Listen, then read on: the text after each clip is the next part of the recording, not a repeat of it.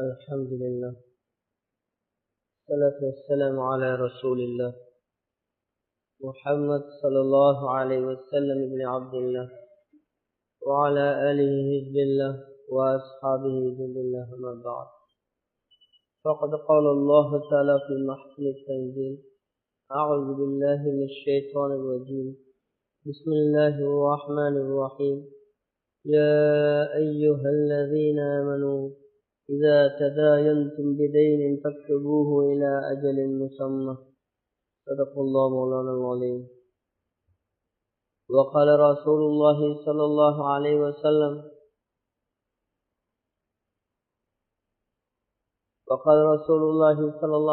وسلم مثل الغني ظلم أو كما قال عليه الصلاة والسلام.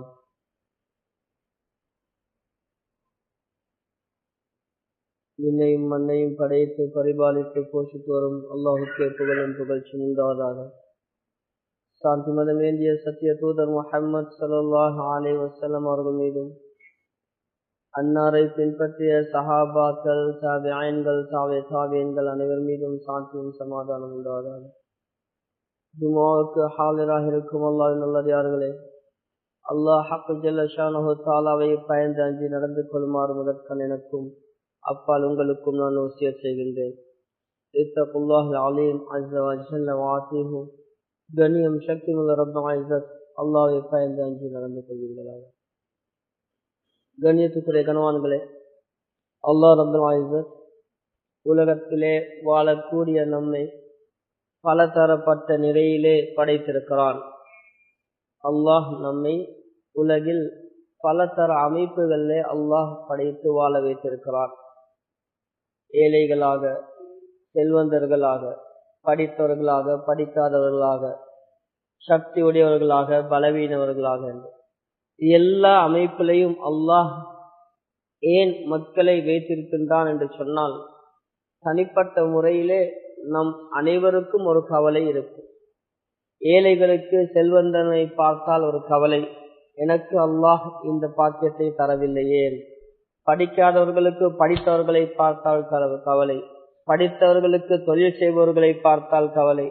இப்படி ஒவ்வொரு மனிதனும் தனக்கு இந்த நிலைமை கிடைக்கவில்லையே என்று கவலைப்பட்ட போதிலும் அல்லாஹ் ரப்பல் இஸ்ஸத் இதற்கான தீர்வை அல்-குர்ஆனில் கூறும்போது, நஹ்னு கஸம்னா பைனஹும் மஈஷத்தஹும் ஃபில் ஹயாத்தித் துன்யா வர்ஃபஅனா பஅலஹும் ஃபௌக பஅலின் தரஜாத் என்பதாக தெளிவாக கூறுகின்றான். நாங்கள் ஏன் இப்படி படைத்திருக்கின்றோம் என்று சொன்னால், நஹ்னு கஸம்னா பைனஹும் மஈஷத்தஹும், நாங்கள் தான் மக்களுக்கு மத்தியிலே அவங்களோட வாழ்க்கையை பிரித்து கொடுத்திருக்கிறோம். எப்படி?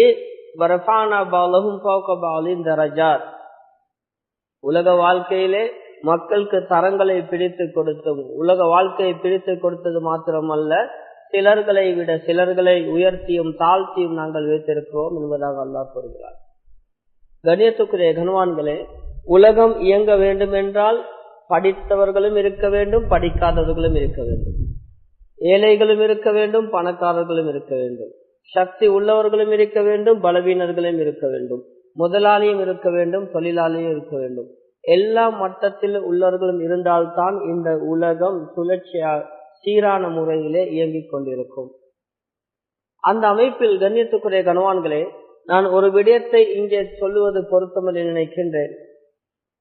பொதுவாகவே ஷரியத்துடைய பார்வையில் எடுத்துக்கொண்டால் மனிதர்களை, அதாவது அவர்களுடைய எக்கனாமிக்கல் சைட், பொருளாதார பக்கத்தை வைத்து பார்க்கும் பொழுது மனிதர்களை 3 பிரிவுகளாக இஸ்லாம் பிரிக்கின்றது. பொருளாதார பகுதியை பார்க்கும் பொழுது மனிதர்களை இஸ்லாம் 3 பிரிவுகளாக பிரிக்கின்றது. ஒன்று அல் அகனியா, செல்வந்தர்கள், இரண்டாவது அல் மசாக்கீன், ஏழைகள், மூணாவது அல் ஃபுகரா, ஃபகீர்கள். செல்வந்தர்கள், மிஸ்கீன்கள், ஃபகீர்கள் என்று இஸ்லாம் மனிதர்களை பொருளாதார பகுதியில் 3 பிரிவினராக பிரிக்கின்றது. செல்வந்தர்கள் என்றால் யார்? அவர்களுக்கு மற்றவர்களிடத்தில் கை நீட்டக்கூடிய தேவை இல்லை, அவர்களுக்கு வசதி வாய்ப்பு இருக்குது, செல்வம் படைத்தவர்கள், இவர்கள் தான் அகனியா என்று சொல்வது. இவர்களை பற்றி அல்லாஹ் குர்ஆனில் சொல்லும் போது இவர்களுக்கு எப்படி சொல்கின்றான் என்று சொன்னால், லேசாக சொல்வதாக இருந்தால், அடுத்தது மசாக்கீன் என்று சொன்னால் யார்? அதாவது நமக்கு தெளிவாக சொல்வதாக இருந்தால் மிடில் கிளாஸ், மத்திய தர வகுப்பினர்கள்.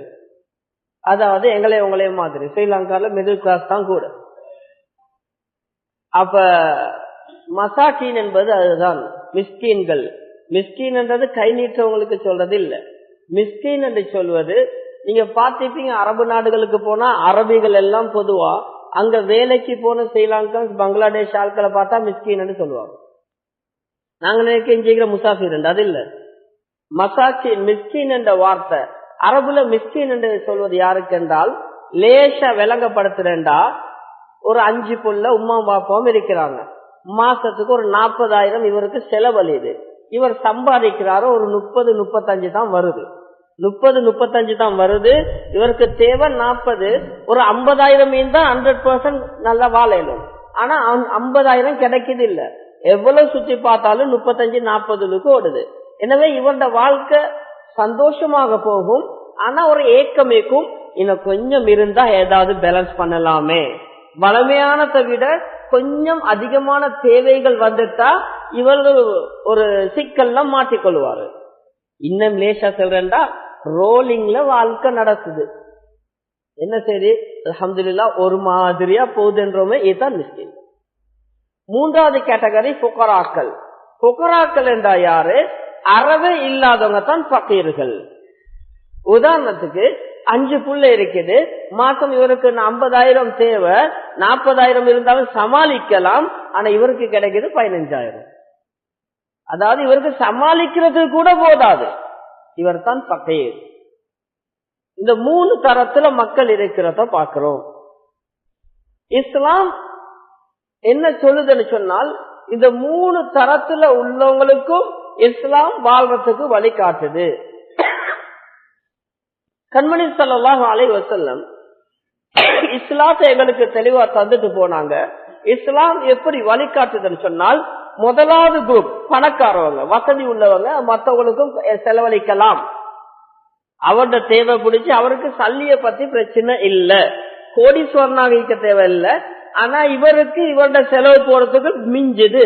இந்த அளவு உள்ளவர் என்ன செய்யணும் என்பது அவரை பார்த்து அல்லாஹ் சொல்றான், அன்ஃபிகு மிம்மா ரஸக்னாக்கும், அன்ஃபிகு மிம்மா ரஸக்னாக்கும்.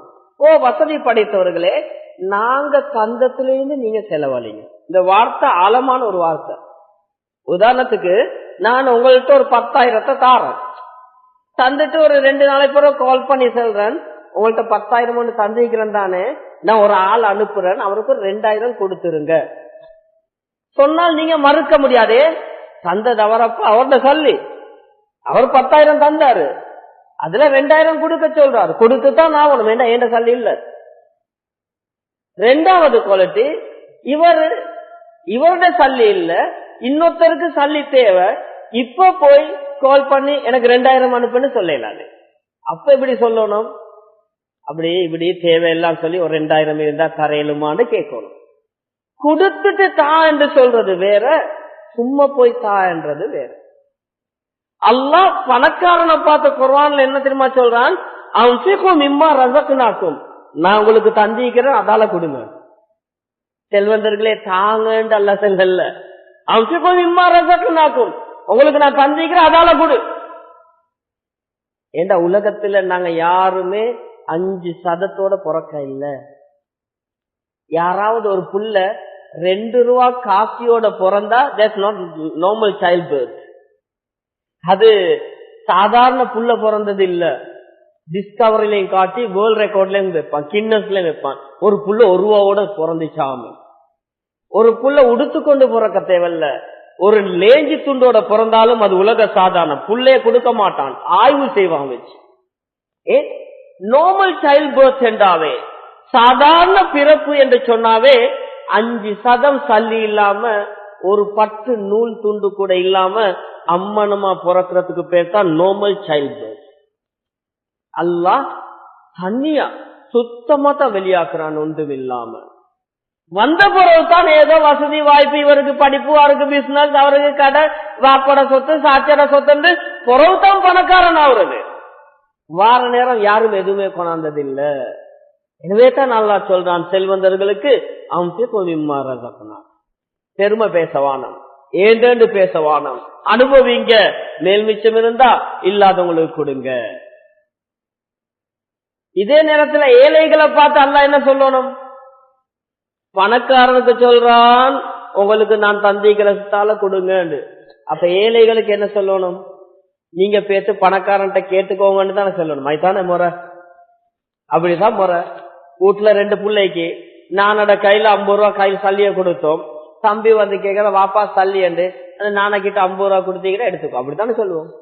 அல்லாஹ் சொல்றான், பணக்காரங்களுக்கு நாங்க தான் உங்களுக்கு தந்திக்கிற, நீங்க ஏழைகளுக்கு செலவழிங்க. அப்ப ஏழைகளுக்கு என்ன சொல்லணும்?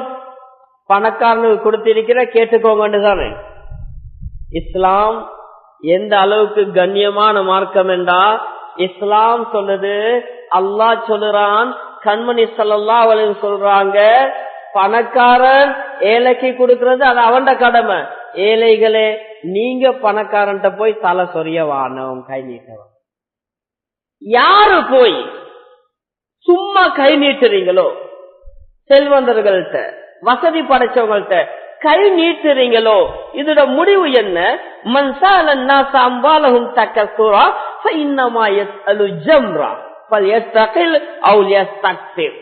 முஸ்லிம்ல வரக்கூடிய ஹதீஸ். கண்மணி ஸல்லல்லாஹு அலைஹி வஸல்லம் சொன்னாங்க, யாரு எந்த மனுஷன் மற்றவன்ட்ட போய் கை நீட்ட ஆரம்பிக்கிறானோ, கையேட்ட ஆரம்பிக்கிறானோ, இவன் கேட்கிறது பணத்தை அல்ல, சொத்தை அல்ல, செல்வத்தை அல்ல, நீ கேட்கிறது நரக நெருப்ப. உனக்கு விருப்பமா கை நீட்ட ஆரம்பிக்கிறியா? கேட்டுக்கோ. நீ மிச்சம் கேட்டா அது மிச்சம் நெருப்பு, கொஞ்சம் கேட்டால் கொஞ்சம் நெருப்பு. மத்தவன்ட்ட கை நீட்டுறது நெருப்ப தின்னுறது. நாங்க சொல்லலாம், எப்படி இருக்கும்? கியாமத்தினால ஒரு மனுஷன் வருவாராம், அவனோட உடம்பெல்லாம் சரியா இருக்கும், ஆனா முகத்துல மட்டும் சதை இருக்காது. கற்பனை பண்ணி பாருங்க எப்படி இருக்கும். கற்பனை பண்ணி பாருங்க, ஒரு கண்ணை பொறுத்து 2 நிமிஷத்துக்கு. கியாமத்தினால கோடான கோடி மக்களுக்கு முன்னால, ஆயிரக்கணக்கான நபிமார்களுக்கு முன்னால, நூற்றுக்கணக்கான ரசூல்மார்களுக்கு முன்னால சிலர்கள் வருவாங்க, உடம்பெல்லாம் நோமலா இருக்கும், மூஞ்சில மட்டும் சதை இருக்காது, மூஞ்சி மட்டும் எலும்பு கூட இருக்கும், பயங்கரமா இருக்கும். யார் தெரியுமா? ஸல்லல்லாஹு அலைஹி வஸல்லம் சொன்னார்கள், மா யஸாலு ரஜுலு யஸ்அலு الناس ஹத்தா يأتي يوم القيامة وليس في وجهه مزة لحم. சஹீஹ் முஸ்லிம் வரக்கூடிய ஹதீஸ். இவர் யாரு தெரியுமா? யாரு உலகத்துல வாழ்ற காலத்துல மத்தவங்கள்ட்ட கை நீட்ட ஆரம்பிக்கிறாரோ இவர் தான். உலகத்துல வாழ்ற காலத்துல அவன் டைம் இவன் டைம் தலையை சொரிஞ்சு கை மாத்துக்கு 5 தா 10 தா 100 தாண்டு யாரு கை நீட்டு தெரிகிறானோ, கியாமத்து நாள்ல இவட மூஞ்சில முகத்துல சதை இல்லாம வருவான்னு சொல்லி. இவ்வளவு பயங்கரமானதுதான் மற்றவங்கள்ட்ட கை நீட்டுறது. இஸ்லாம் அல்லாஹ் கிட்ட கை நீட்ட சொல்லுது. கஷ்டம் நஷ்டம் வந்து அல்லாஹ்ட்ட உதவி கேளுங்கன்னு சொல்லுது. ஆண்கள் தொழில் செய்யுங்கன்னு சொல்லுது. வேலை இல்லாம சும்மா உட்கார்ந்து ஒரு மனிதர் வந்தார், யார சொல்லலாம் ஏதாவது தாங்க. எனக்கு தெரிஞ்ச சம்பவம், 2ஆம் கிளாஸ் புத்தகத்திலையும் படிச்சிருப்போம். காட்டுக்கு அனுப்பி விரவு வெட்டிடுவாங்க. இஸ்லாம் சும்மா இருக்கல. ஒரு மனுஷன் சம்பாதிக்கிற சம்பாதிப்புல ஆகப்பெரிய சுத்தமான சம்பாதிப்பு, சிறந்த சம்பாதிப்பு அவன் தன் கையால சம்பாதிச்சு சாப்பிடுறேன். அமர் ரலியல்லாஹு தஆலா பள்ளிக்கு வர ஒரு மனுஷன் சும்மா உட்கார்ந்துக்கிறார். சில பேர் பள்ளிக்கு வந்தாவே சும்மா உட்கார்ந்து நினைக்க வேணும். சும்மா உட்கார்ந்து வந்தாங்க, என்ன செய்யற? பள்ளியில 2-3 வக்துக்கு பார்த்தாங்க, பள்ளியில தான் இருக்கிற. சொன்னாங்க, அப்ப உன குடும்பத்தை யாரு பாக்குற? ஏண்டா நானா பாக்குறேன். சொன்னாங்க, வெளியூருக்காரன் என்றதால சும்மா இருக்கிறேன், இல்லண்டா சவுக்கியால் அடிச்சு வரட்டீப்பன், சவுக்கியால் அடிச்சு வரட்டீப்பன், மதீனா வாசி இல்லன்னு சொல்லி தப்பி. இஸ்லாம் சும்மா உட்காந்து மத்தவன்ட்ட கை நீட்டி வாழ சொல்லல. கண்ணியமான மார்க்கம், கண்ணியமான மார்க்கம். என்றாலும் மனிதன் எனும் பொழுது சமூக பிராணி, நாங்கள் சமாஜில வாழக்கூடிய மக்கள். மனிதன் என்னும் பொழுது பல தேவைகள் வரும். ஒரு உதாரணம் சொல்வதாக இருந்தால், சாதாரணமாக ஒரு மாசம் சம்பளம் எடுக்கக்கூடிய ஒரு டீச்சர் வச்சுக்கோங்க, கவர்மெண்ட் சர்வன்ட். அப்ப அவருக்கு பென்ஷனும் இருக்கு, சம்பளமும் இருக்குது, எல்லாம் இருக்குதான். வருஷத்துல 20 நாள் லீவும் இருக்குது, எல்லாம் இருக்குது. ஆனால் மாச ஆரம்பத்துல சம்பளத்தை எடுத்தாரு, 25ஆம் தேதி ஆகும் பொழுது கையில இருக்கிறது செலவழிஞ்சு. இது பெரிய பயான பார்க்கவான ஜஸ்ட் டிஸ்கஷன், சும்மா ஒரு முதாக்கராவா என்னன்னீங்க. கொத்துபா என்றது ஏதாவது ஒரு மாற்றம் எங்கள்கிட்ட வரணும். இதனால நான் சொல்லுறேன். அதனால சமூகத்துல உள்ள உதாரணங்களை நான் சொல்லுறேன். ஒரு கவர்மெண்ட் சர்வன்ட், அப்ப அவருக்கு சம்பளம் ஷுவர், பென்ஷனும் இருக்குது. இப்ப இவர் நல்ல சம்பளம் எடுக்காது, 50,000 சம்பளம் எடுக்கான்னு வச்சுக்கோங்க. 20ஆம் தேதி 25ஆம் தேதி ஆகக்குள்ள கையில இருக்கிற சல்லி முடிஞ்சிடும். இப்ப என்ன செய்யறாரு, ஒரு நாள் வீட்டுக்கு போறாரு, புல்ல அழுவுது, என்னப்பா காஞ்சி பறக்குது, காய்ச்சல். டாக்டர்கிட்ட கூட போனாரு, டாக்டர் கேட்டால் சரி வராது, நான் ஓட ஒரு கேசன்னா உடனே கண்டிக்கு கொண்டு போங்கட்டான். இப்ப கண்டிக்கு கொண்டு போகணும், 3 வீல்ல கொண்டு போகணும், அங்க என்ன டெஸ்டிங் எடுப்பானோ தெரியாது, சல்லி தேவை, பாக்கெட்ல சல்லி வச்சுட்டு இருக்கிறது இல்லை. இவருக்கு பெரிய சம்பளம் தான், மனுஷன் இப்படி நிலைமைகள் வரும். இப்ப அடுத்த ஆப்ஷன் என்ன? இஸ்லாம் மத்தவங்கள்ட்ட கை நீட்டவானம் இருக்குது, மத்தவங்கள்ட்ட கை நீட்டவானம் இருக்குது, கை மாத்தி கேட்கவானம் இருக்குது. அப்ப இந்த டைம்ல என்ன செய்யற? இதுக்கு இஸ்லாம் சொல்யூஷன் தருது. உங்களுக்கு இருக்குது கடன். நீங்க போய் தலை சொரிஞ்சு 5-10 கேட்கவானம், ஏதாவது ஈக்காண்டு கை நீட்டவானம், அதுக்கு பேர் பிச்சை. ரெஸ்பெக்ட் ஜென்டில்மன்னா கடனை கேளுங்க. மச்சான் எனக்கு ஒரு 2000 தாப்பா, நான் 10ஆம் தேதி தாரன். எனக்கு ஒரு 10,000 தா, நான் வார மாசம் 8ஆம் தேதி தாரன். இஸ்லாம் வழிகாட்டுது. நான் ஆரம்பத்தில் ஓதின குர்ஆன் ஆயத் எந்த அளவுக்கு அல்லாஹ் தெளிவா சொல்றான்னு சொன்னால், யா அய்யுஹல்லதீன ஆமனூ, ஈமான் கொண்டவர்களே, இதா ததாயன்தும் பிதைனின் இலா அஜலி முஸம்மா ஃபக்துபூஹு, நீங்க ஒரு கடன் எடுக்கிறீங்களா, அந்த கடனை சும்மா எடுக்கவானா, எழுதி எடுத்துக்கோங்க. முறையை காட்டுது. கொத்துபாவுடைய சுருக்கமாக சொல்கின்றேன், இஸ்லாம் மற்றவங்கள்ட்ட கை நீட்டவானம் என்றது. ஒரு சிக்கல் வந்துட்டா என்ன செய்யறது? நீ கடன் எடுத்துக்கோ தாராளமா என்று சொல்லு, கடன் எடுக்கலாம். அப்ப வட்டி வட்டி கிட்ட போகவும் மேலாது, வட்டி ஆனா எடுக்கும் பொழுது கடன் கஷ்டமாகவும் வட்டி லேசியாகவும் இருக்கும். ஆனா இஸ்லாம் சொல்லுது கடன் எடு, வட்டி எடுத்துறாத. ஆனா கண்ணியத்துக்குரிய கணவான்களே, இன்னைக்கு எங்கட பிரச்சனை என்ன தெரியுமா? கடன் எடுன்னு இஸ்லாம் சொன்னதுதான் எங்களுக்கு தெரியும். கடன் எடுத்து எடுத்து எடுத்து ஓடி ஒளிகிற அளவுக்கு ஆகிட்டோம். இன்னைக்கு முக்காவாசி பேர் கடன், ஏழையும் கடன், பணக்காரனும் கடன், பேமெண்ட் வியாபாரியும் கடன், கவர்மெண்ட் சர்வன்ட்டும் கடன், எல்லாம் கடன். கடன் எடுக்கிறது சுன்னத்து, கடன் கொடுக்கிறதும் சுன்னத்து. கடன் கேட்கிறாரு, வசதி இருக்கு, கடனை கொடுங்க. ஆனால் கடன் என்பது எங்களோட உள்ளத்துல என்ன வரணும்? கடன் என்பது ஜஸ்ட் எமர்ஜென்சி ஆக்டிவ், ஒரு அவசர கால வெளியே போற கதவு மாதிரி. இன்னைக்கு நீங்க எல்லாம் அநேகமானவர்கள் பேசி பார்த்தா விளங்கும், கடன் எடுத்துட்டு கல்லனை விட மோசமாவீங்க. பார்த்தா clean suit, white and white, அவருடைய ஷேவுக்கும் அவருடைய டையுக்கும் அவருடைய கலுசனுக்கும் சூட்டுக்கும் அடேங்கப்பா, பார்த்தா பில்கேட்ஸ்ல தம்பி மாதிரி இருப்பாரு. கையில வச்சுக்கிற போன் 1.25 லட்சம். ஆனா இவருக்கு கோல் வரவே மாட்டுச்சு. 1.5 லட்சத்துக்கு போனை வாங்கி ₹1.50 கல்ல சாப்ட்வேர் போட்டு வச்சுக்கிற கோல் பிளாக்கர். எவன் கடன் தரைக்கோ எல்லாத்தையும் லாக் பண்ணி வச்சு பார்த்தா ஒயிட் அண்ட் ஒயிட்ல இருக்கிற. இவருடைய பைக் அப்படி, இவருடைய வாகனம் அப்படி, இவருடைய உடுப்பு அப்படி. மாமாக்கு கோல் அடிச்சா number you dial is not in use, ஒரு டெம்பரரி அவுட் ஆஃப் சர்வீஸ். அவன் எடுத்தவன் அங்கே உம்மா வாப்பா உம்மம்மாக்கும் பதுவா செய்யும். நடக்குதா இல்ல? பெரும் பெரும் வசதி படைத்தவர்கள், பெரும் பெரும் படித்தவர்கள், சமூகத்தில் வெளியே சொல்ல இயலாத அளவுக்கு நல்லவர்கள், கடன் என்று வந்துட்டால் அல்லாஹ் நம் அனைவரையும் பாதுகாத்தருவானாக. கண்ணியத்துக்குரிய கணவான்களே, கடன் எடுத்துட்டு ஓடி ஒளிரத்தை நாங்க பார்க்கிறோம். ஏன் இந்த நிலைமைக்கு சமூகம் தள்ளப்பட்டிருக்கிறது? இன்றைக்கு கடனுடைய முடிவு என்ன தெரியுமா? அல்லாஹ் பாதுகாக்கணும். கடன்ல சில கடனை எடுக்கணும் என்று தெரியாததால் எடுத்ததால சில பெண்கள் விபச்சாரத்தில் ஈடுபட்டுக் கொண்டிருக்கின்றார்கள். இல்லண்டா மிம்பர்ல இருந்து இறங்கின போற வாங்கினா பேர் ஊரோட தான். அல்லாஹ் பாதுகாக்கும்.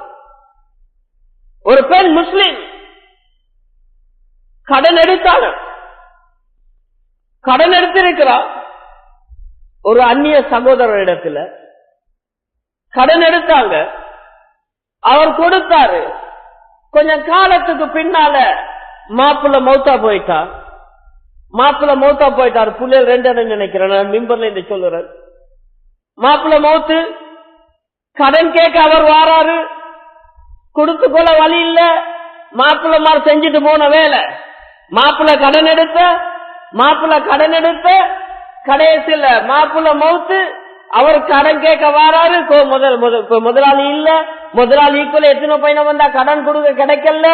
மாப்பிள்ள மௌத்து, இதுக்கு பின்னாலும் அவன் வாரான் பைக் எடுத்துக்கொண்டு. பல தடவைகள் வந்தான். உள்ளுக்கு என்ன ஆவிச்சோ அல்லாஹ் ஆலம், எங்களுக்கு உள்ளுக்கு என்ன நடந்ததுன்னு தெரியாது.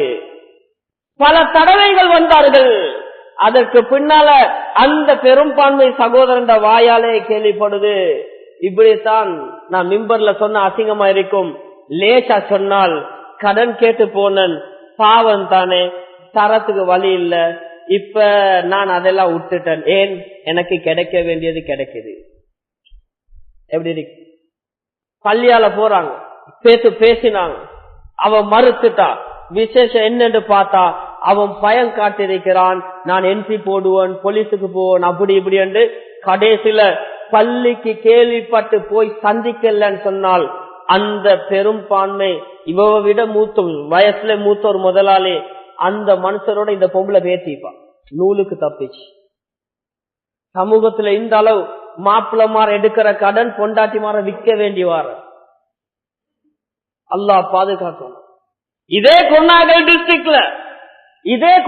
டிஸ்ட்ரிக்ட்ல ஊடா பைக்ல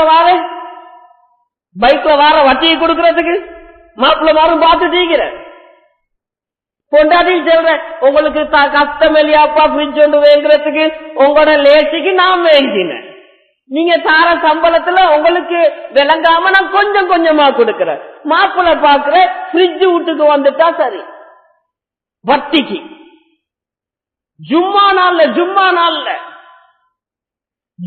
நாள்ல பொம்பளை ஹோட்டல்ல, மாப்பிள்ள வெளிநாட்டுல பொம்பளை ஹோட்டல்ல, தாரோட செலக்ஷனுக்கு வந்தவனோட டிஸ்ட்ரிக்ட் வைஸ் சொல்லலாம். இந்த அளவுக்கு சமூகம் அசிங்கமா போய்கொண்டிருக்கிற காரணம் குறிப்பா ஆண்கள் நாங்க படக்கூடிய சில கடன்கள். கடன் என்றது நான் சொன்ன அவசரத்துக்கு வச்ச உண்டு. பஸ்ல ஏறி பாருங்க, முன்னால் ஒரு கதவு, பின்னால் ஒரு சைட்ல 2 கதவு இருக்கும். ஆனா இடது வலது சைட்ல ஒரு கதவு இருக்கும். சில பஸ்ல பின்னால் ஒரு கதவு இருக்கும். இந்த கதவு வலமையா ஏறி இறங்குறதுக்கு இல்ல, அதுல போட்டிருப்பான் எமர்ஜென்சி எக்ஸிட். ஏதாவது சிக்கல் வந்து வலமையான ரோட்ல இறங்கி கொள்ளலாட்டி இதால் இறங்கு. நான் வலமையா சொல்லக்கூடிய உதாரணம் தான். பிளைட்ல ஏறினா பிளைட் டேக் ஓவர் மேல தூக்கின பின்னால ஒரு ஏர் ஹோஸ்டஸ் வருவான். ஒரு ஏர் ஹோஸ்டஸ் வந்து ஒரு பேராசூட்டை வச்சு அதை எப்படி போடுறது என்று காட்டுவான். பிளைட்ல ஏறினு உங்களுக்கு பார்க்கலும் பாச விளங்காதுன்றதுக்காக வேண்டி டம் லாங்குவேஜ் ஊம பாச்சலே பக்கத்துல இன்னொரு ஏர் ஹோஸ்டஸ் காட்டுவான். பேராசூட்டை எப்படி போட்டு எப்படி பாயுறது. இது அர்த்தம் பிளைட் மேல தூக்கின சரி வெடிக்க பாக்குது எல்லாரும் பாயுங்க அர்த்தம் இல்ல. 1000ல் 1 நடக்கும். ஒரு வருஷத்துக்கு முழு உலகத்திலையும் 2 பிளைட் விழுந்திக்கும். ஆனா எல்லா பிளைட்லயும் பேராசூட் போடுறத காட்டுற. ஏறின சரி மேல பாயுங்க அர்த்தம் இல்ல. பிளைட் மேல தூக்கின சொல்லி பேராசூட்டை போட்டு பாயுங்க அர்த்தம் இல்ல. அவசரம் என்று வந்தால் பாயுங்க. இதே போல கடன் என்பது அவசரத்துக்காக தரப்பட்டது இஸ்லாத்துல. இன்றைக்கு இதோட வெயிட் தெரியாததால நாங்க கடனை கண்ட நின்றதுக்கெல்லாம் எடுத்து, ஏன் எடுக்கிறோம் என்று தெரியாம எடுத்து, எவ்வளவு எடுக்கணும் என்று தெரியாம எடுத்து, எப்ப கொடுக்கிறோன்னு தெரியாம எடுத்து, இன்றைக்கு கடன்ல சிக்கி தவிக்கிறத பார்க்கிறோம். கண்ணியத்துக்குரிய கனவான்களே, அல்லாஹ் பாதுகாக்கணும். கண்மணி ஸல்லல்லாஹு அலைஹி வஸல்லம் அவர்கள் ஒரு தடவை சஹாபாக்களோட பேசிட்டு இருக்கிறாங்க. பேசிட்டு இருந்த நேரம் அப்படியே கொஞ்சம் வானத்தை பார்த்தாங்க. சஹாபாக்கள் ரசூலுல்லாஹ்வோட முகத்தை பார்க்கறாங்க, ரசூலுல்லாஹ் வானத்தை பார்க்கறாங்க. மேல பார்த்துட்டு கொஞ்ச நேரத்துல ரசூலுல்லாஹ்வோட முகம் அப்படியே மாறிடுது. சஹாபாக்கள் பார்க்கறாங்க, ரசூலுல்லாஹ்க்கு ஏதோ ஒன்று விளங்குது. கீழே பார்த்துட்டு ஒரு பெருமூச்சு விட்டாங்க. விட்டுட்டு சொன்னார்கள், என்ன கடினம். சஹாபாக்கள் கேட்டாங்க, நபியே நாயகமே, யா ரசூலல்லாஹ், எங்களோட பேசிட்டு இருந்தீங்க, கதைச்சிட்டு இருந்தீங்க, திடீரென்று மேல பாத்தீங்க, மோமெல்லாம் மாறிட்டு எவ்வளவு கஷ்டம் என்று பெருமூச்சு விடுறீங்களே, எதை பார்த்து சொல்றீங்க? இப்ப கண்மணி ஸல்லல்லாஹு அலைஹி வஸல்லம் அவர்கள் சொன்னார்கள், ஒரு மனிதன், இது நாங்க ஒவ்வொரு ஆண்களும் பெண்களும் மனசுல விளங்க வேண்டிய ஒரு சம்பவம், ஆழமா மனசுக்கு எடுங்க. ரசூலுல்லாஹ் சொல்றாங்க, ஒரு மனுஷன் அல்லாஹ்வுடைய பாதையில போய் யுத்தம் செய்றார், யுத்தம் செஞ்சு மௌத்தா போறார். எவ்வளவு பெரிய நன்மை! அல்லாஹ்வுடைய பாதையில போய் யுத்தம் செஞ்சா அதுல வரக்கூடிய வெட்டு காயம், இதுல வரக்கூடிய முதலாவது துளி ரத்தம் கீழே விழும் பொழுது எங்கட எல்லா பாவத்தையும் எல்லாம் மன்னிச்சிருவான். அதுக்கு பின்னால விழக்கூடிய ஒவ்வொரு துளி ரத்தத்துக்கும் சொர்க்கத்தில் அந்தஸ்து. ஷஹீதுகள் கியாமத்தினால வருவாங்க, வெட்டப்பட்ட இடங்கள்ல கஸ்தூரி வாசம் வீசிக் கொண்டிருக்கும். கேள்வி கணக்கில்லாம சொர்க்கம் போவார்கள். அல்லாஹ் நம்ம அனைவருக்கும் அந்த பாக்கியத்தை தந்தருவானா. ரசூலுல்லாஹ் சொல்றாங்க, ஒரு மனுஷன் இந்த பாக்கியத்தை பெற்றுக் கொண்டான், அல்லாஹ்வுடைய பாதையில மௌத்தா போயிட்டான், ஷஹீத் ஆகிட்டான், வெட்டப்பட்டு மௌத்தா போயிட்டான். அல்லாஹ் இவனை எழுப்பாட்டுறான். ரசூலுல்லாஹ்வுடைய உதாரணத்தை பாருங்க, அல்லாஹ் இவனை மறு எழுப்பாட்டுறான். இவர் இரண்டாவது தடவை அல்லாஹ் உசுர கொடுத்தான். அப்படி கொடுக்கிறது இல்ல ரசூலுல்லாஹ்வுடைய உதாரணம். அல்லாஹ் உசுர கொடுத்துட்டான், எழுதி பார்த்தாங்க, யுத்தம் நடக்குது, மறுவ போறாங்க, ஜிஹாத் செய்யறாங்க, வெட்டி போட்டு ரெண்டா பையனும் மௌத்தாகும்.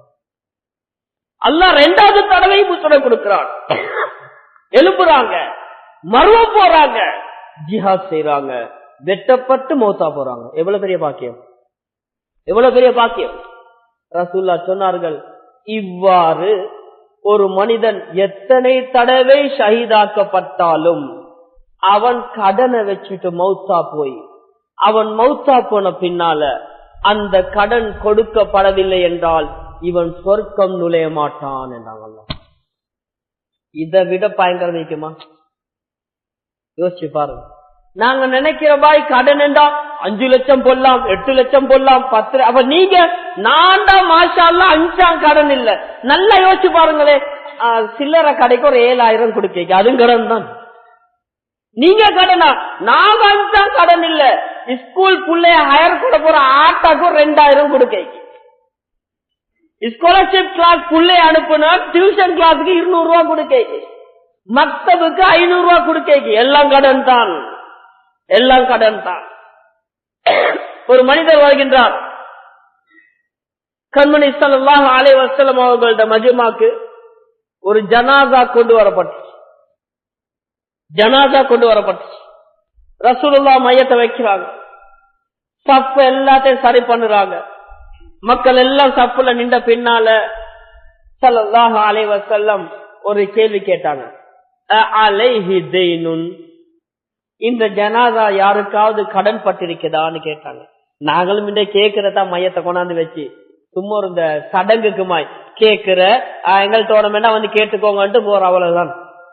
ரசூலுல்லாஹ் கேட்கிறாங்க, அலைஹி தைனுன், ஜனா மையத்தை வச்சுட்டு இந்த ஜனாதா யாருக்காவது கடன் பட்டிருக்குதா? இப்ப இந்த ஹதீஸ் அறிவிக்கக்கூடிய அபூ கதாதா ரலியல்லாஹு அன்ஹு சொல்கின்றார்கள், நஅம் யா ரசூலுல்லாஹ் தீனாரான், இந்த ஹதீஸ் அறிவிக்கிறாங்க. மையத்தை கொண்டாந்து ரசூல்லா செல்லும் பொழுது சஹாபாக்கள் சொன்னார்கள், நான் தீனாரான், நபியே நாயகமே இவர் 2 தீனார் கடன். ஏன் தெரியுமா, நாங்க இன்றைக்கு கடன் என்றது லட்சக்கணக்கில் வச்சாதான் பொல்லு என்று, ஆயிரக்கணக்கில் வச்சு அது கணக்கே இல்லை.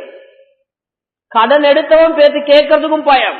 என்னடா 2000 3000 ரூபாய் அலைஞ்சு கொண்டு வர இவர் கட் பேசுவார். இந்த ஹதீஸ பாருங்க, நான் தீனாரான் யா ரசூலல்லாஹ், 2 தீனார் கடன் என்றாங்க. 2 தீனார் என்றா இன்டேட் வேல்யூவேஷன். 2 தீனார் என்றா சவுதியில அன்றைக்கு பெரிய சல்லி தீனார், இன்றைக்கு ரியால். இன்டேட் ரியால் 43 ரூபா, அவ்வளவுதான். 2 ரியால் 86 ரூபா பெரிய சல்லி சவுதியில ரியால். அன்றைக்கு பெரிய சல்லி தீனார். 2 தீனார், தீனாரான் 46 ரூபா, 86 ரூபா, அவ்வளவுதான். 86 ரூபா தான் வேல்யூவேஷன் இன்டேட் கணக்கு. அது எங்கட சிலோன் சல்லியில பார்த்தா, சவுதியில பேச 2 தீனாருக்கு ஒரு ரியால் 2 ரியால கொடுத்து அங்க ஒன்றும் செய்யவும் இல்லாது. சரி, சிலோன் கணக்குக்கு சொல்றேன் 86 ரூபா. காராத்தல் சீனி 1 கிலோ சீனி வாங்கலாது, 250 இறைச்சி வாங்கலாது, 2 பராத்தா ஒரு பிளேட்டி குடிச்சா 125 ரூபா. விளங்கிக்கோங்க அப்ப எவ்வளவு சின்ன சல்லி. நான் லேசா விளங்குறதுக்கு உதாரணத்தை சொல்றேன். 86 ரூபா அப்பா மையத்தை கொண்டாந்து வச்சுக்கு யார சொல்லலாம், 86 ரூபா தான் கடன், 2 தீனார். இன்னைக்கு 86,000 வச்சுட்டு சத்தம் இல்லாம இருக்கிறோம். லட்சக்கணக்கில் கடன் எடுத்துட்டு சும்மா இருக்கிறோம். கடன் எடுத்தவன் கேட்க பயம், ஏண்டா கொடுத்தவன் போன்ற வாய்க்கு இவன் பயம். ஒவ்வொருத்தரும் யோசிங்க. இப்ப ஸல்லல்லாஹு அலைஹி வஸல்லம் பார்த்தாங்க, சைதன் சல்லு அலா சாஹிபிக்கும், எவ்வளவு பயங்கரம். அப்படியா, யாருமே அதை பத்தி பேசுற மாதிரி இல்ல. 2 தீனார் கடன் என்றாங்க, ரசூல்லா கொண்டேரம் பார்த்தாங்க, ஒரு சத்தம் இல்ல. அப்படியா, அப்ப நீங்க யாராவது தொழுவிச்சுக்கோங்கன்ட்டு சைட் ஆகிட்டாங்க. இப்படி எவ்வளவு பயங்கரமானது பாருங்க. அபு கத்தாதா ரலியல்லாஹு அன்ஹு சொல்கின்றார்கள், நான் உடனே சொன்னேன், யா ரசூலல்லாஹ், அந்த 2 தீனார நான் பொறுப்பெடுக்கிறேன் நாயகமே என்றாங்க. ரசூலுல்லாஹ் இத பாரத்தை காட்டினாங்க எவ்வளவு. மக்கள் தொழுவிக்கிறது பெரிய வேலை இல்ல, ரசூலுல்லாஹ் கடந்த பாரத்தை காட்டினாங்க. அபு கத்தாதா ரலியல்லாஹு சொன்னார்கள், யா ரசூலுல்லாஹ், நான் 2 தீனார கொடுக்கிறேன் நாயகமே. இப்ப ஸல்லல்லாஹு அலைஹி வஸல்லம் உடனே வந்து தக்பீர் கேட்டல்ல, கேட்டாங்க, அபு கத்தாதா, உமா அலைக்க ஹக்குல் கரீம் வ பரியல் மையத், இந்த 86 ரூபா நீ பொறுப்பெடுத்தா மையத்துக்கு பாரம் இல்ல, நீத்தான் அந்த கடனை சுமக்கணும், புரியுமா? எவ்வளவு பாரமான வார்த்தை சொன்னாங்க. பரவாயில்லை யா ரசூலல்லாஹ். இந்த ஹதீஸ் தொடர்ந்து வருது. அபு கத்தாதா ரலியல்லாஹு தஆலா அன்ஹு சொல்கின்றார்கள், அபூதாவுல வரக்கூடிய ஹதீஸ், இன்றைக்கு மையத்தடக்கியாச்சு. பின்னேரம் ரசூலுல்லாஹ் காண்றாங்க. கண்ட சிரி கேட்டாங்க, யா அபா கத்தாதா மா ஃபஅல தீனாரான், ஏ அபு கத்தாதா, அந்த 2 தீனார் சல்லிய கொடுத்துட்டியான்னு கேட்டாங்க. இல்ல யா ரசூலுல்லாஹ். அபு கத்தாதா ரலியல்லாஹு சொல்றாங்க, நான் ரசூலுல்லாஹ்வோட முகத்தை பார்த்தேன், ஒரு கோபம் வந்துட்டு போயிட்டாங்க. கொடுக்கன்னு நினைச்சு கொண்டிருந்தேன், கிடைக்கல. அடுத்த நாள் காலையில காண்றாங்க, யா அபா கத்தாதா மா ஃபஅல தீனாரான், அபு கத்தாதா 86 ரூபா 2 தீனாரோட நிலைமை என்னப்பா கொடுத்தியா? உங்களோட வார்த்தை ஒன்று கூட வந்துட்டு, யார சொல்லலாம், நேத்து தானே மௌத்தா போனாரு. இதைத்தானே நாங்களும் பேசுவோம். 100 ரூபா கடன் வச்சுட்டு பேத்து 2 பையனை மையத்தூட்ல கேட்டா 3வது பையன் என்னடா 100 ரூபா தானே பிச்சைக்காரமா அப்படிதான் பேசுவோம்.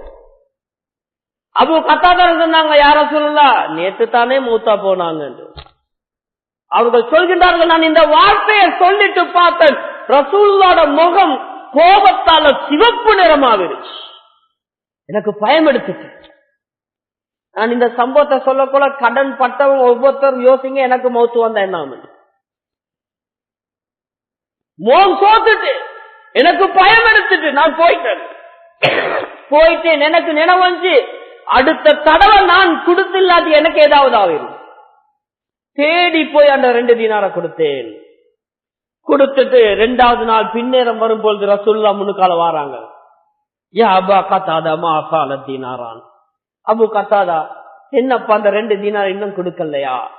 சொன்னாங்க, அல்ஹம்துலில்லாஹ் நாயகமே, நான் 2 தீனாரை கொடுத்துட்டேன். ரசூலுல்லாஹ் சந்தோஷமா போகல. இதுதான் எங்களுக்கும் உங்களுக்கும் உள்ள படிப்பின. எனக்கிட்ட சரி உங்கள்கிட்ட சரி, நீங்க எங்க மௌத்தா போகணும்னு புரிய வேண்டாம், எங்க செல்லுவீங்க? மக்கால மதியனால இல்லையா? பாக்கியம் தானே. அவர் மக்கால பேத்து இந்த நோம்புல ஒரு ஹெட்டனுக்கு போனேன். என்கிட்ட ஓதின புள்ளை உண்டு. வாப்பா எங்க ராஜான்னு கேட்டான். மவுத்துன்னு எனக்கு தெரியாது. சந்தோஷமா சொன்னாரு, அது எங்க வாப்பா உம்ரா போன நேரம் மக்கால மவுத்து அங்கதான் அடக்கினது. வாப்பா மவுத்து தான், மக்கால மவுத்து அங்க அடக்கினக்குள்ள புள்ளையோட சந்தோஷம் இங்க அடக்கப்பட்டுச்சு. எல்லாத்துக்கும் ஆசை மக்கா மதீனா. உங்களோட மையத்தை யாரு தொழுவிக்க ஆசை? அந்த மௌலானா இந்த மௌலானா அந்த ஹஜ்ரத் என்றும். உங்களோட மையத்தை 4 குடுக்காரன் தொழுந்தா நல்லமா, 4 பேணுதலான ஆட்கள் தொழுந்தா நல்லமா? என்ன சொல்லுவோம்? பேணுதலான ஆட்கள் மையத்தை தொழணும். உங்களோட மையத்தை யாரு தூக்கிட்டு போகணும்? நல்லவங்க தூக்கிட்டு போகணும். இதுதான் எல்லாத்துடைய ஆசையும். இந்த மௌத்தா போனோட ஹாலாத்த பாருங்க. ரசூலுல்லாஹ்வை பார்த்தவங்க மையத்தை எங்க கொண்டாடுறாங்க? மஸ்ஜிது நபவிக்கு. எங்க மௌத்தா போறாரு? மதீனால. மையத்தை தொழுவிச்ச யாரு? ரசூலுல்லாஹ். சுப்ஹானல்லாஹ். அதை விட பாக்கியம் மிக்க. அல்லாஹும்ம ஃபிர் லஹு வர்ஹம்ஹு, யா அல்லாஹ் இவட பாவத்தை மன்னித்துருவாயான்னு தொழுகையில வருதே. தொழுவிச்சது ரசூலுல்லாஹ். பின்னுக்கு தொழுந்தது யாரு? அபூபக்கர், உமர், உஸ்மான், அலி ரலியல்லாஹு தஆலா அன்ஹு, பெரிய சஹாபாக்கள். இந்த மையத்தை யாராவது பாவி என்று சொல்லுவோமா?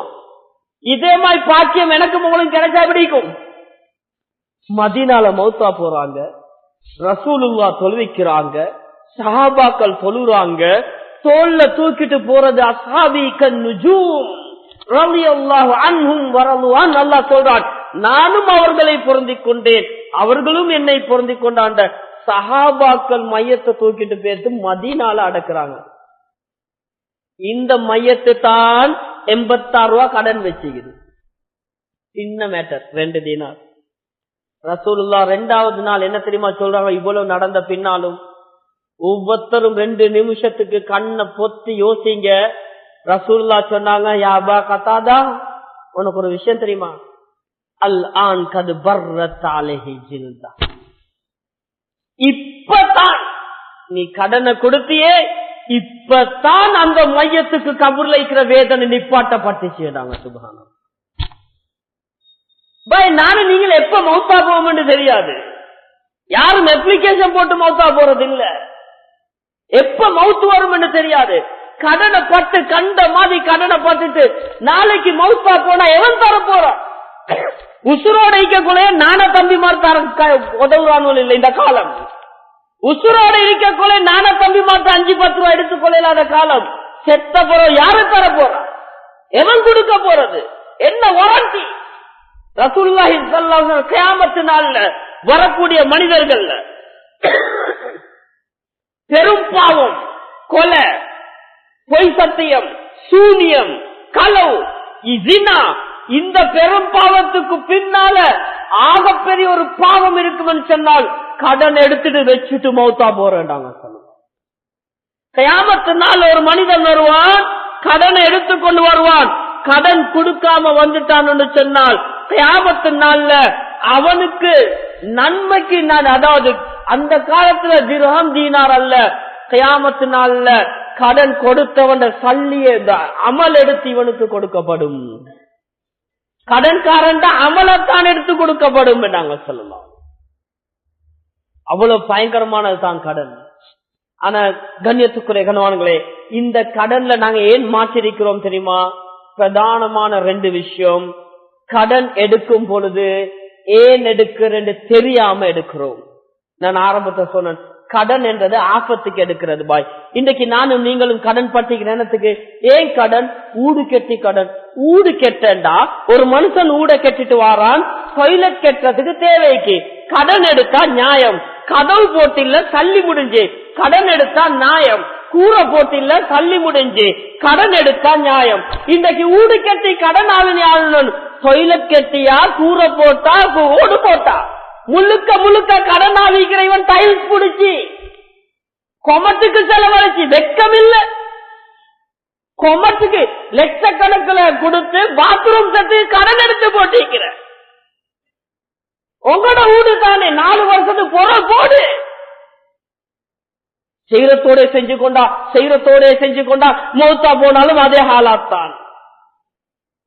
மகளோட கல்யாணத்தால கடன், கல்யாணத்துக்கு ஏன் கடன்? நாங்களும் சவுத் ஆப்பிரிக்கால இருந்து வரல, சிலோனை பொறுத்தவரை ஒரு கல்யாணம் செய்யறா செலவொண்டு இருக்கும். நாங்க இல்ல பொண்ணுக்கு 4 உடுப்பு வாங்கணும், சரி ஒரு சவடிய வாங்கினோம், ஸ்ரீலங்கா அமைப்பு ஒரு சவடி ஒரு மாலை காப்பு வாங்கினோம், இதுக்கு கடன் பட்டா நியாயம். இன்னைக்கு கல்யாணத்துக்கு கடன் பட்டது யாரு? குடும்பத்துல 5 பேருக்கு தின்றதுக்கு வக்கில்ல, ஊருக்கு பெருமைக்கு மாவிடிச்சு இவர் 350 சவனுக்கு சாப்பாடு செய்யற, இவர் ஹோட்டல்ல சாப்பாடு, இவர் ஹோல்ல சாப்பாடு. உங்களுக்கு நிக்கவே சீவன் இல்ல, இடத்துக்கு செலவு. கல்யாணத்துக்கு கடன் பட்டது இதுதான். இதுல முடிவுகள் என்ன? அல்லாஹ் பாதுகாக்கணும். மௌத்தா போனோம், வாழ்றவன் நல்லா வாழ்வான், கபூர்ல நாங்க மாட்டிக்கொள்ளும். எனவே தான் ஸல்லல்லாஹு அலைஹி வஸல்லம் அவர்கள் சொல்லி காட்டினார். அல்லாஹ் குர்ஆன்ல சொல்றான், நீ ஸல்லல்லாஹு அலைஹி வஸல்லம் சொல்லி காட்டினார்கள், ஒருத்தர் கடன் எடுக்கும் பொழுது கொடுக்கிற நியத்தோட கடன் எடுங்க. ஏன் எங்களுக்கு கடன் கொடுக்க கிடைக்கல? நாங்க கடன் கேட்கல. எப்படி தெரிய தெரியுமா? மச்சா 2000 தாவே, எப்படா தார? 4 நாளாண்டைக்கு தாரனே. 10,000 2 கிழமையில தாரன், 12 கிழமைக்குல தாரன், மாச கடைசியில தாரன் தாரனே. ஊட்டுவல்ல சொல்ற இப்பக்கு எடுக்கணும், புறவைக்கு கொடுக்கலுமே. இப்பக்கு எடுப்போம், புறவைக்கு பார்த்து கொடுப்போம். எடுக்கிறது ஷுவர், கொடுக்கிறது கன்ஃபார்ம் இல்ல. இனி பார்த்ததுதான் கொடுத்ததும் தான். ஷரியத்துடைய சட்டம் என்ன? எந்த மனிதன் கடன் பட்டு கடன் பட்டு வசதி இருந்தும் கடனை கொடுக்கலண்டா நீங்க மௌத்தா போன அநியாய காரணம் மௌத்தா போறீங்க. அநியாய காரணம் போட்டா எங்களுக்கு விளங்குறல்ல. கடன் தந்த மனுஷன் தட மாறிட்டிப்பான், ஒரு அவசரத்துக்கு சல்லி இல்ல, இப்ப என்ன செய்யற? அதே நான் ஒருத்தனுக்கு கடன் கொடுத்தீங்க இல்லையான்னு அவன் கோல் பண்ணுவான். அது சிலது மாலை மாறி நேரமா இருக்கும், ஜும்மாவுடைய நேரமா இருக்கும், துவா கபூலா ஒரு நேரமா இருக்கும். அவன் சிலத்துக்கு பள்ளியில இருந்து கொண்டு நினைவு வந்திருக்கும். உடனே கோல் பண்ணி உங்களோட போன் ஆன்சர் இல்லாட்டி துவா செஞ்சுட்டு வைப்பானா, பதுவா செஞ்சுட்டு வைப்பான். நீங்க கொடுத்தா என்ன செஞ்சுட்டு வைப்பீங்க?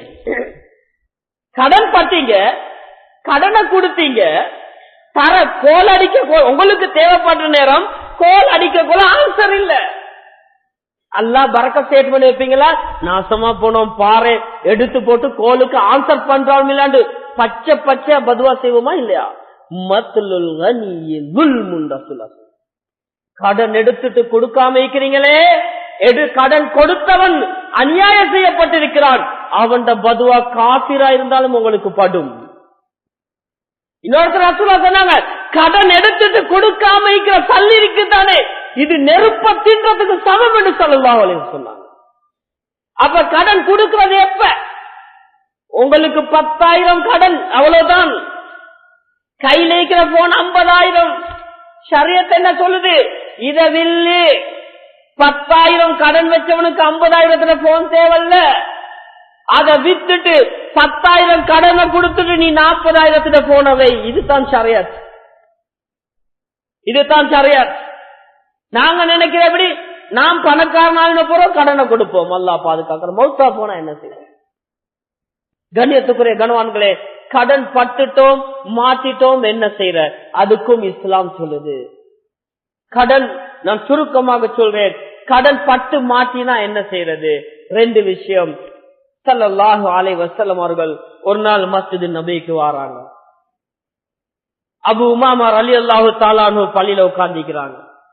கேட்டாங்க, அபு உமாமா, முழு ஊரும் அப்துல் ரஹ்மான் இப்னு அவுஃபுடைய வீட்டுல நினைக்கிறேன், முழு ஊரும் முழு மதீனாவும் சாப்பாடுக்கு போயிருக்குது, நீ எப்ப தட்ட தனிய பள்ளியில உட்கார்ந்துட்டு இருக்கிற வெயில்ல?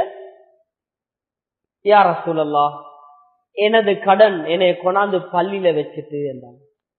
எங்களுக்கு செல்ற மாதிரி செல்றேன்டா, ஆள் பட்டிக்கிற கடன் சமாஜைக்கு மோம் காட்டலாம், சாப்பாடு வீட்டுக்கு போயிடலாம், முழு ஊருக்காரனும் வந்திருப்பான், கடன்காரன் நீ என்ன செய்யற மோம் காட்டிக் கொள்ளலாம், கவலை என்ன செய்யறது இல்ல, வந்து பள்ளியில உட்கார்ந்துட்டாங்க.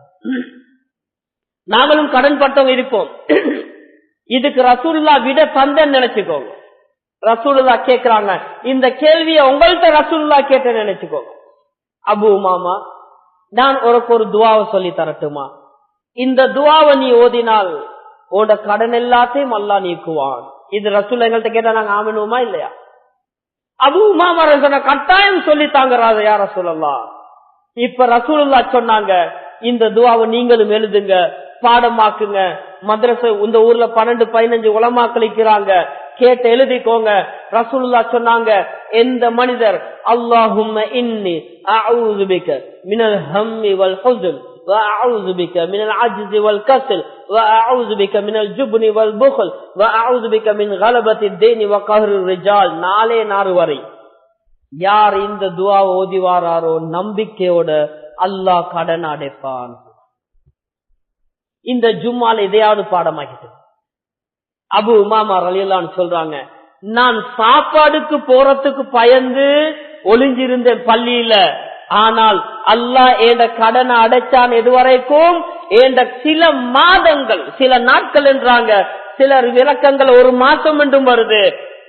அபு உமாமா சொல்றார்கள், நான் நம்பிக்கையோடு ஓதி வந்தேன், அல்லாஹ் கடனை அடைச்சான். எதுவரைக்கும்? பின்னால எனக்கு ஒரு ஆசை வந்துச்சு, இந்த குடும்பத்தை கூப்பிட்டு நான் ஒரு சாப்பாடு போடணும் என்று.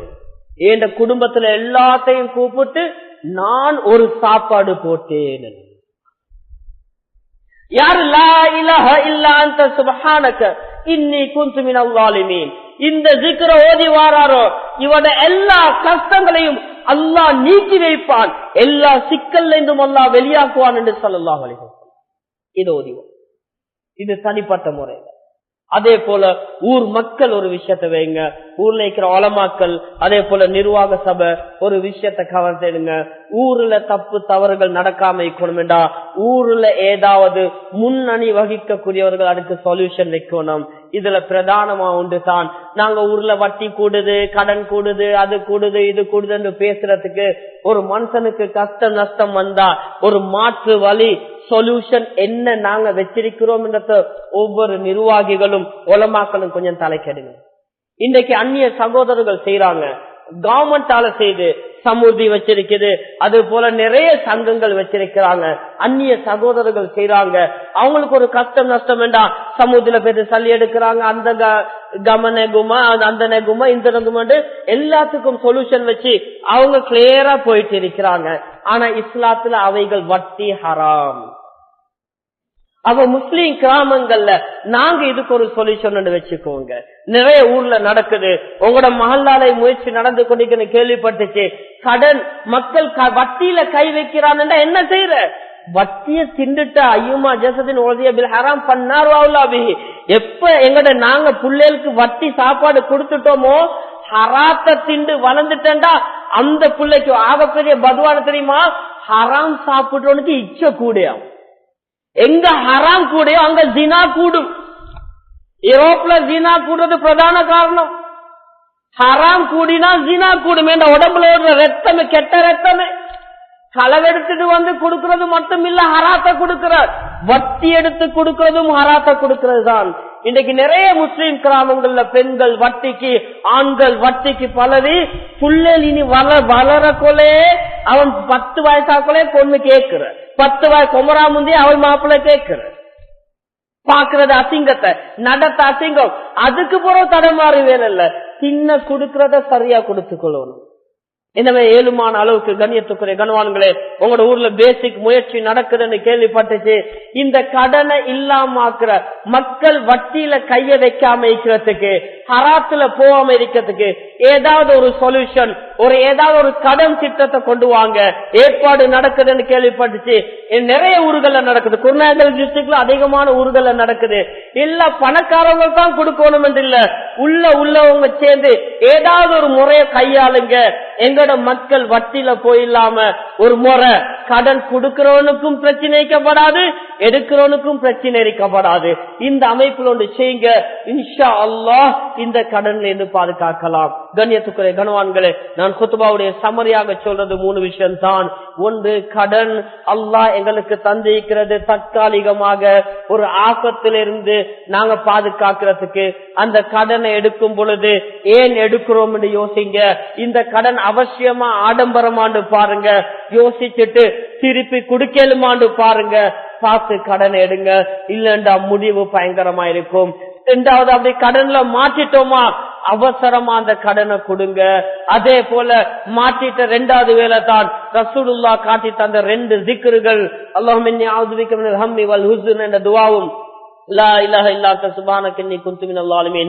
இந்த ஜிக்ர அதிகமா ஓதிவாங்க, அல்லாஹ் உதவி செய்வார். மூன்றாவதாக, இந்த கடன் பிரச்சனையில மக்கள் மாற்றிக்கொள்ளாம இருக்கிறதுக்கு உங்களோட ஊர்ல திட்டங்கள் வகிக்கப்படுது, அதை கொஞ்சம் ஒத்துமையா இருந்து யோசிச்சு, கொள்கை பார்க்காம, ஜாதி பார்க்காம, பட்ச பார்க்காம, எங்கட ஊரு என்பதாக கருதி ஒரு சொல்யூஷனை கொண்டு வாங்க. அல்லாஹ் ரப்பல் இஸ்ஸத் பேசி எனக்கும் கேட்ட உங்களுக்கும் தெளிவை தந்தருவானாக. வாஹிர தஅவானா அல்ஹம்துலில்லாஹ்.